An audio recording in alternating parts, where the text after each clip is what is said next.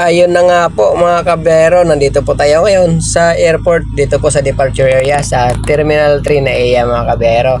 Ito na po yung inaabangan nyo na mula Terminal 3 papuntang Skyway.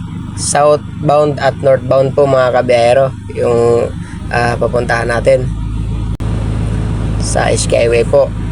At ayun, sundan nyo lang po yung video natin mga kabero. At kung nakakatulong po sa inyo mga kabero, pakishare na lang din po para malalaman din po ng iba na hindi pa nakakaalam. At yun na nga po mga kabero, bye-bye na po natin tong harap ng Terminal 3 departure area.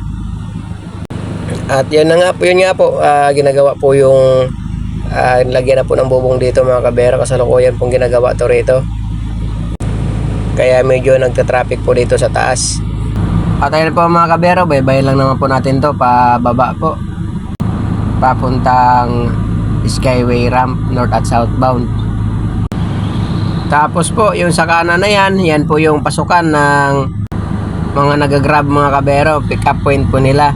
Ayan po sa kanan, no? Pick up point ng mga nagagrab.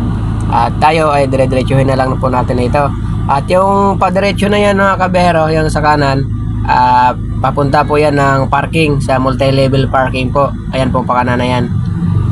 At ayan po, may informative signs naman po dyan. Ayan po, itong sa kaliwa, yung pwesto natin, pababa po to ng Sales Road o Sales Road at Skyway. At dahan-dahan lang po tayo dito kasi may mga napasok po na mga nanggagaling po sa drop point na papasok sa multi-level parking. At yun, pababa na po tayo rito mga kabehero. At mag-toll gate na po tayo.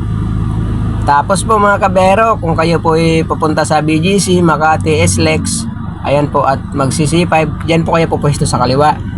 Ayan, padiretso na yan sa kaliwa mga kabero. At yung mga nag-u-turn na yon, yun po yung pabalik po sa Andros Avenue, mga pabalik po ng Pasay at papuntang Naiya-Ax mga kabero, mga magmamakapagal at papuntang Cavitex.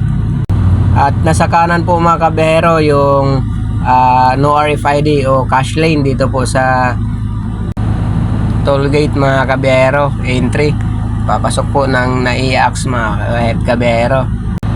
At yun, dire-diretsuhin lang naman po natin to, bye-bye lang po natin to pag nakapasok na po dito tayo rito mga kabero.